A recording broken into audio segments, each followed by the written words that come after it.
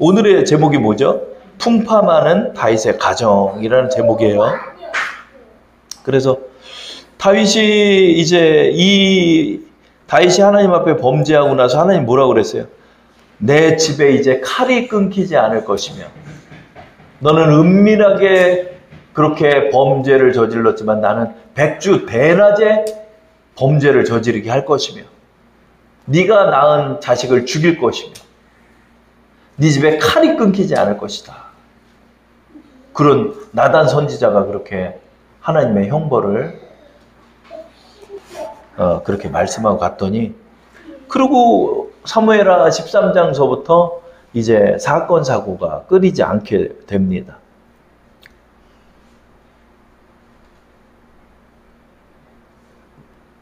그래서 여러분 우리 인생은 우리가 생각하는 건 이렇게 생각하잖아요. 아유 하나님 좀 고생스럽더라도 좀 하나님 열심히 믿으면은 이제 하나님이 이렇게 복을 내려줘 가지고 그때서부터는 이제 아주 행복한 삶을 누린다. 이런 인생을 좀 우리가 살고 싶잖아요. 그죠? 궁극적으로는 하나님 그런 은혜를 주시는데 궁극적으로 우리 신앙생활의 그 길을 보면 성결의 길인 거예요. 성결의 길. 그래서 내 죄를 보면서 또 하나님 앞에 씻고 또 내 죄 때문에 그렇게 고난을 당하게 되고 또 내 교만함이 꺾여지고 또 하나님의 징계를 받아서 또 회개하게 되고 이러는 거예요. 애들하고 살아보니까 그러더라. 애들하고 사는 게 막 전쟁이에요. 뭐 맨날 싸우고 혼내고 둘이 싸우고 뭐 다치고 넘어지고 부시고 막 이러는 거잖아요. 그죠? 이러면서 애들이 커나가는 것처럼 우리 신앙생활도 계속한 이런 우리의 내면의 죄로 인한 우여곡절들이 많은 거예요. 그래서 그 속에서 이런 것들을 깨닫고 더욱더 하나님 앞에 겸손하게 되고 또 예수님의 십자가를 붙잡게 되는 거예요. 자, 사무엘하 13장을 보면 이제 다윗의 저주가 임하고 나서 무슨 일이 있었냐. 이제 암논과 다말의 사건인데 암논은 아들이고 다말은 딸이에요. 근데 다윗에게는 아내가 많이 있었잖아요. 그러다 보니까 다윗의 자녀들이지만은 어머니가 다른 자녀들이 많이 있는 거예요. 그래가지고 암논과 다말을 이렇게 딱 낳는데 둘이 남매죠. 남매. 배가 달라도 아버지가 같으니까 남매죠. 남매인데 이 암논이란 놈이 다말이 굉장히 미인이었던 것 같아요. 그랬더니 이 다말을 통해서 이 상사병에 걸리는 장면을 우리가 보게 돼요. 자, 13장 1절 2절 말씀 사무엘하 다 함께 합독해 볼게요. 그 후에 이 일이 있으니라 다윗의 아들 압살롬에게 아름다운 누이가 있으니 이름은 다말이라. 다윗의 다른 아들 암논이 그를 사랑하나 그는 처녀이므로 어찌할 수 없는 줄을 알고 암논이 그의 누이 다말 때문에 우라로 말미암아 병이 되니라. 네. 여러분 이 말씀 속에서도 이게 사랑이 아니에요. 이게 사랑이 아니에요. 막 누구는 그래요. 여러분 누가 어디서 딱 나와서 그래요. 아 우리는 아름다운 사랑을 했대. 근데 불륜이야. 여러분 그건 사랑이 아니에요. 여러분 이것도 보세요. 암논이 그를 사랑하나 그래요. 이거 사랑이 아니에요. 사랑이 아니에요. 사랑의 감정일 수도 있겠죠. 근데 2절을 보면 뭐라고 그러냐면 누이 다말 때문에 우라병이 터져가지고 병이 됐대. 우라병이 터져. 이게 뭐죠? 이게 욕망과 탐욕이에요.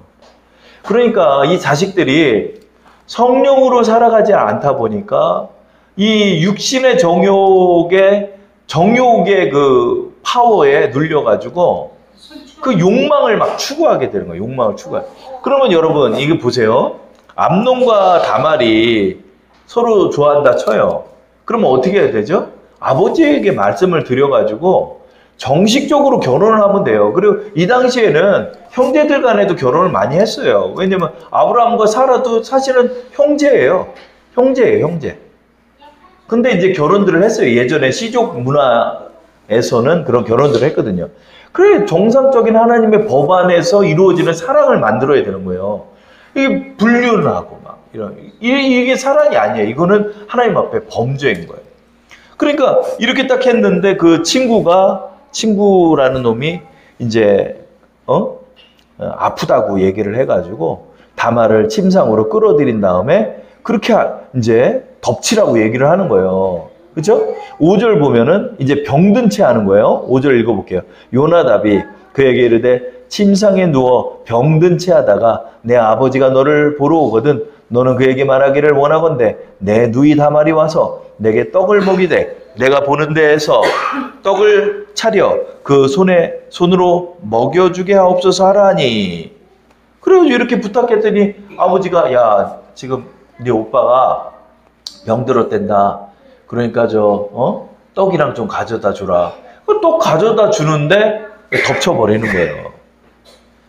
자, 그러면은요, 여러분, 덮치는 것도 이 문제예요. 그런데 더 웃긴 건 뭐냐면, 그렇게 죄를 저질렀어요. 그러면 책임을 져야 되잖아요. 그죠? 그런데 그때서부터 또 미워한다는 거야. 15절 한번 볼게요. 15절. 자, 다 함께. 그리하고 암논이 그를 심히 미워하니 이제 미워하는 마음이 전에 사랑하던 사랑보다 더한지라. 암논이 그에게 이르되 일어나 가라 하니. 이게 사랑이에요, 이게? 여러분, 데이트 폭력이에요. 어제까지 사랑했대. 근데 헤어지자고 그러니까 막 주먹으로 때려가지고 여자를 죽이고 여자를 막 전치 막 8주 될 만큼 두드러. 그게 사랑이에요? 아니, 그건 사랑 아니에요. 하나님으로부터 오는 사랑이 아닌 거는 아주 더럽고 추악해요. 이게 결국 이렇게 사는 거예요. 그러니까 암논의 신앙의 상태를 우리는 알 수 있는 거죠. 그러니까 아들들이 이 모양 이 꼴이 돼버리는 거예요. 그렇죠? 이렇게 돼가지고 끝나면은 이것도 비극인데 참 그러고 나서 더 무서운 일이 일어나. 그래가지고 겁탈 당해가지고 자기 집에 돌아가요. 그래서 다말이 울고 있는 거야, 처량하게. 겁탈까지 당했으니까 이제 어디 시집을 어떻게 가? 시집도 못 가고. 그렇다고 또 암논이 자기 아내로 들이지도 않아. 미워해. 뭐 이런 잡놈이 다 있어요. 완전 잡놈이잖아요. 그죠? 그래, 이렇게 했어. 그런데 문제는 뭐다? 다말에게 오빠가 있었어요. 그 오빠가 누구야? 압살롬이에요, 압살롬. 압살롬이 다말이 그런 일을 저지른 걸 듣고 원한을 마음에 딱 품고 있어요. 그리고 이 압살롬이 얼마나 무섭냐면 2년 동안 기다려. 2년 동안 기다려. 아무 일 없는 것처럼 하고 2년 동안 딱 기다리는 거예요. 23절 읽어볼까요? 시작. 만 2년 후에 다 2년이 흘러. 그러니까 횟수는 3년이 흐른 거야. 3년 때까지 압살롬이 가만히 있는 거야. 양털 깎을 때 아빠한테 부탁을 해가지고 이제 암논을 양털 깎는데 오라고 딱 얘기를 하는 거예요. 그래서 암털을 깎으러 오는 암논을 압살롬이 추격해가지고 죽이는데 어떻게 죽이냐? 그 죽일 뿐더러 그 주위에 있는 왕자들도 같이 죽여요. 압살롬을 딱 위인해서. 자, 23절 읽어볼게요. 시작. 만 2년 후에 에브라임 곁 바알 하솔에서 압살롬이 양털을 깎는 일이 있음에 압살롬이 왕의 모든 아들을 청하고 그래요. 그럼 압살롬도 그래요. 압살롬도 내 여동생을 겁탈한 이복 오빠 이놈을 죽이고 싶었어. 이것도 범죄예요. 큰 범죄.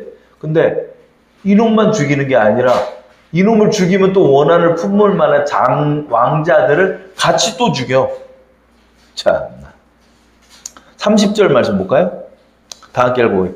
그들이 길에 있을 때 압살롬이 왕의 모든 아들들을 죽이고 하나도 남기지 아니하였다는 소문이 다윗에게 이르매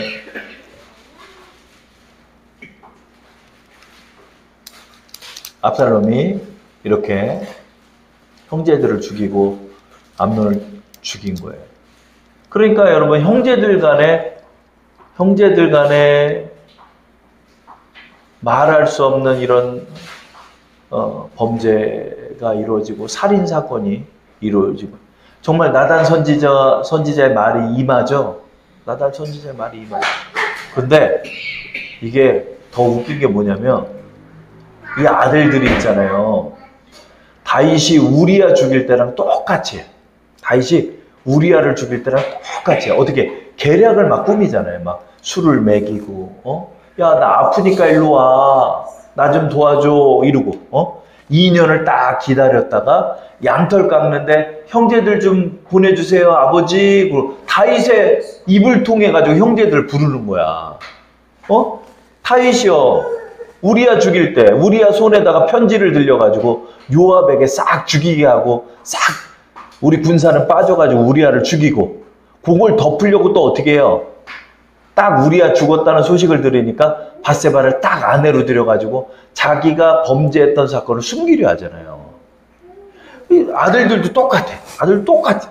계략을 꾸미고 막 속이고 죽이고 내 욕망을 채우고 내 탐심을 채우고 이렇게 살아가는 거야. 아버지의 죄를 똑같이 물려. 근데 여러분 이거를 이렇게 생각해야 돼요.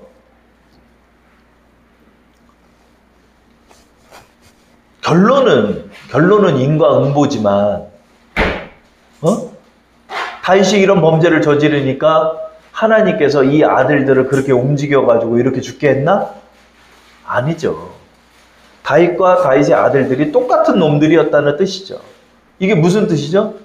우리가 죄인이었다는 뜻이에요. 이게 우리가 죄인이라는 뜻이에요. 여러분. 그러니까 우리가 죄인인 거야. 여러분 죄인의 삶이 뭐야? 속고 속이고 죽이고 내 욕심을 채우고 내 탐심을 쫓아가고 잔악한 장꾀를 부리고 얼마나 여러분 이런 꾀를 부립니까? 얼마나 꾀를 부립니까?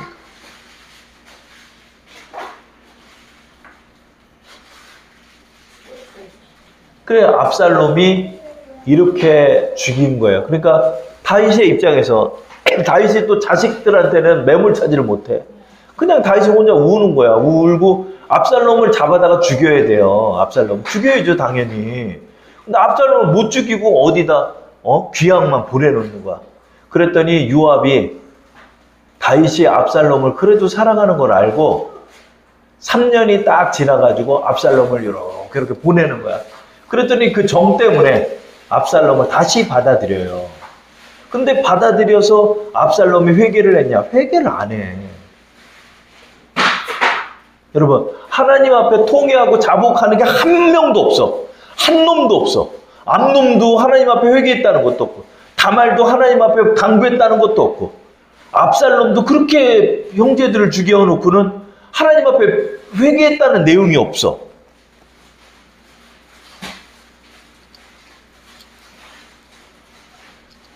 죄인들이 죄인. 근데 압살롬을 3년 만에 딱 받아들입니다. 그런데 3년 만에 받아들였는데 이놈이 또 뭔 일을 할까요? 자, 우리 38절 한번 볼까요?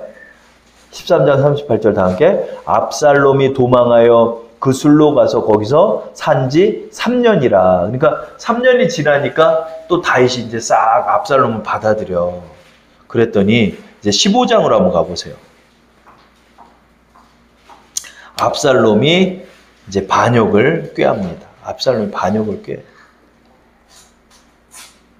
여론을 움직여가지고 압살롬이 왕이다 이런 소문을 만들어내서 이 족장들을 자신의 세력으로 규합해가지고 아버지를 치료해요.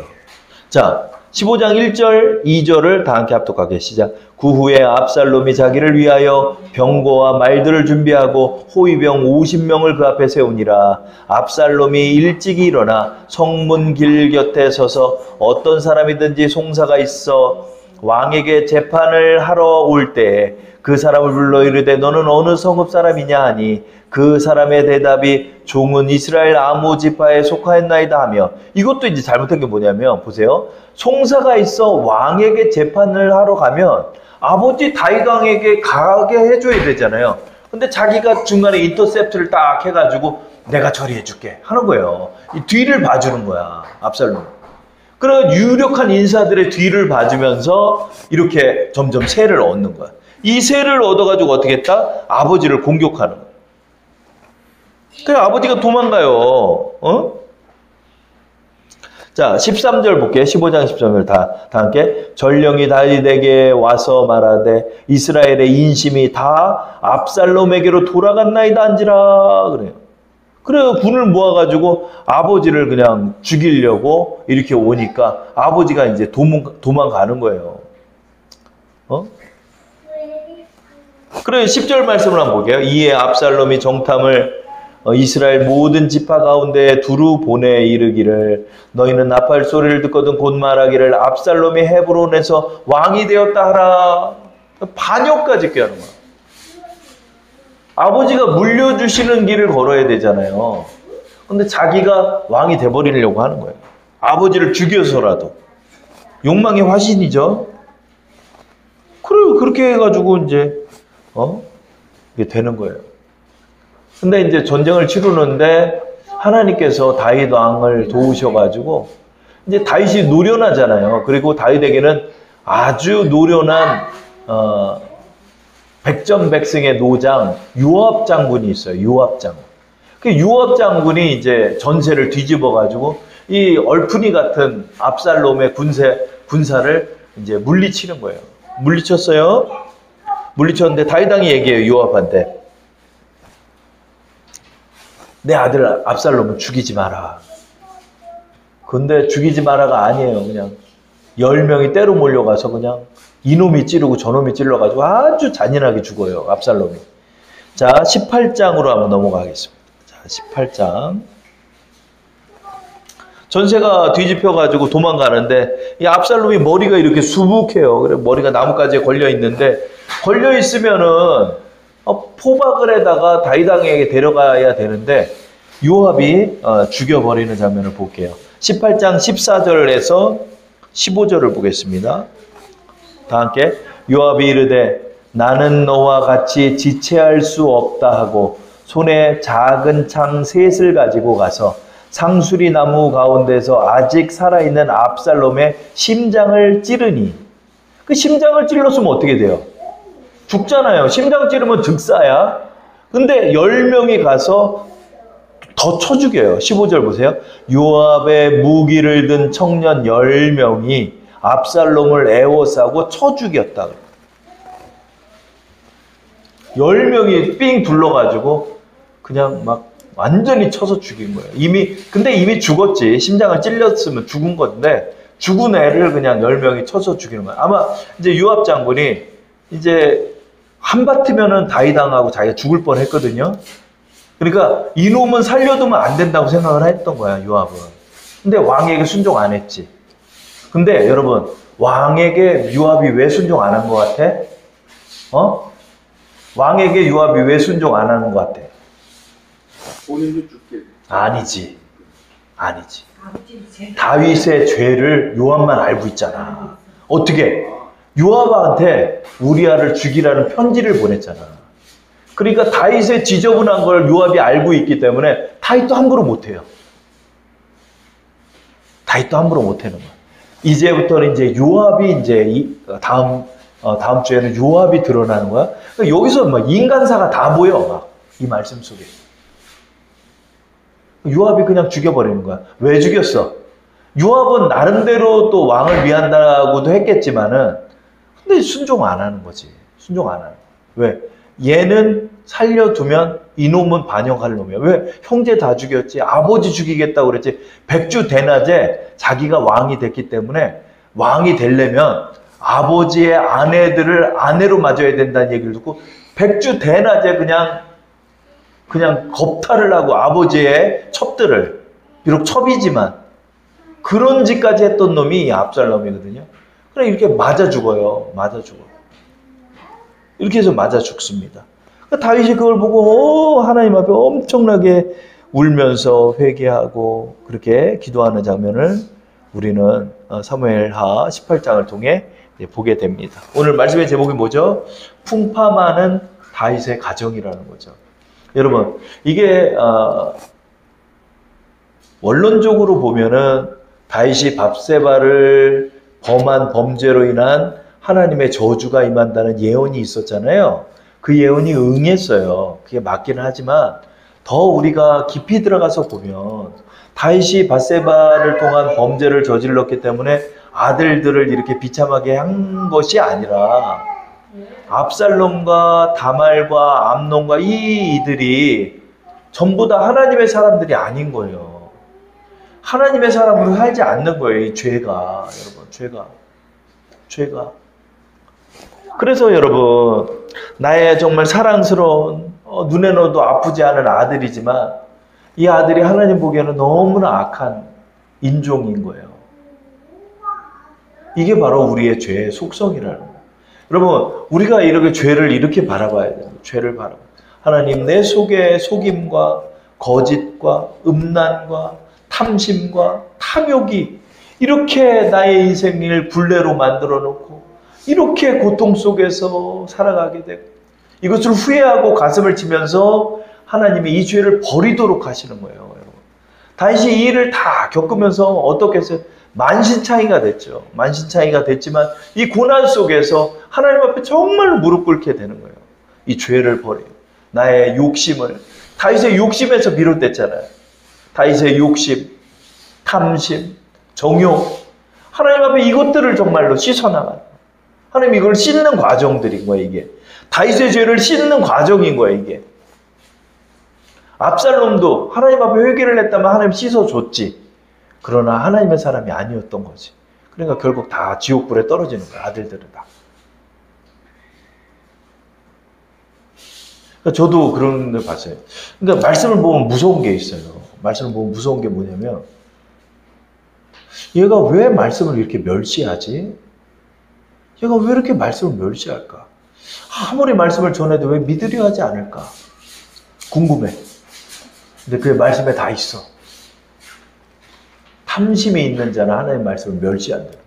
그러니까 결국은 탐심에 취해서 하나님의 말씀을 우습게 보고 있는 거야. 그 영혼을 진단하면. 근데 더 무서운 건 뭐다? 그 물질을 다 뺏어간다는 거야, 말씀 속에서. 아, 얘가 거지가 되겠구나. 그런 걸 아는 목회자 입장은 슬픈 거예요. 회개하지 않으니까. 그래서 여러분, 말씀 속에서 나를 자꾸 비춰보고 내가 하나님 앞에 서야 돼요. 하나님 앞에 서야 돼요. 하나님, 내가 오늘도 겸손하게 하시고 하나님의 은혜에 거하게 하시고 이 죄의 달콤한 유혹에 빠지지 않도록 내가 감사하며 내가 영적 나태에 빠지지 않게 돼. 육신의 나태함에 빠지지 않게 돼. 나의 사명을 올곧게 우리 사도 바울과 같이 감당할 수 있게 해달라고 그렇게 여러분 우리 기도하면서 나가야 돼요. 그냥 욕심대로 사는 사람들의 말로가 이 말씀 속에 다 있는 거예요. 우리가 이제 살면서 서로의 인생들을 서로 보잖아요. 그죠? 내 친구의 인생도 보고, 우리 친척들의 인생도 보고, 내 사돈의 인생도 보고, 그 사람은 또 내 인생을 보잖아요. 그죠? 그럼 우리가 서로를 이렇게 보면서 나를 보는 거예요.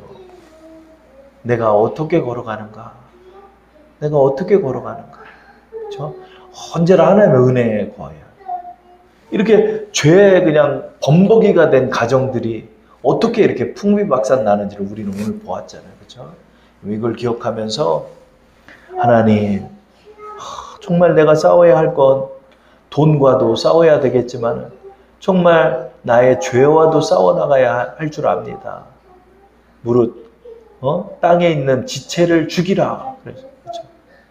하나님, 내가 죄와 싸우게 하시고 또 성결의 길을 따라 걷게 하옵소서. 우리가 이렇게 기도하고 나가기를 바랍니다. 자, 오늘 이 찬양이 그렇죠. 나의 마음을 정금과 같이 여러분, 정금이 뭐죠?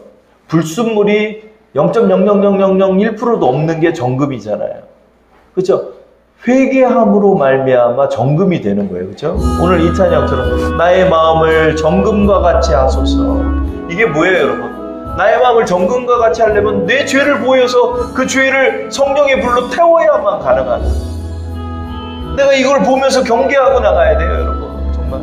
하나님, 내가 탐심에 빠지지 않게 해주옵소서. 내가 영적 나태함에 빠지지 않고 성령의 충만함으로 살아가게 하옵소서. 우리가 그걸 기도해야 돼요. 그냥 부지런히 얘기해 줘야 되고, 너 그 탐심에서 벗어나야 한다. 너 탐심에서 벗어나야 한다. 아니면 너 멸망의 길로 가는 것이다. 왕자라는 그 좋은 자리를 놔두고 결국은 얼마나 비참하게 죽어요, 여러분. 가지에 머리가 대롱대롱 걸려가지고 10명에게 칼에 찔려가지고 난자당해서 죽잖아요. 얼마나 비참합니까, 여러분. 이게 죄의 심판이에요, 이거는. 여러분, 우리 인생을 기억해야 돼요. 우리가 하나님 앞에 선다는 걸 기억하면서 우리가 이 다윗의 가정을 보자고. 이 믿음 좋은 다윗의 가정이 이렇다는 거예요. 하물며 우리의 가정들은 어떻겠습니까, 여러분? 나를 보면서 나가야 되는. 우리 그걸 기억하면서 우리 이 시간 하나님 앞에 기도하겠습니다. 우리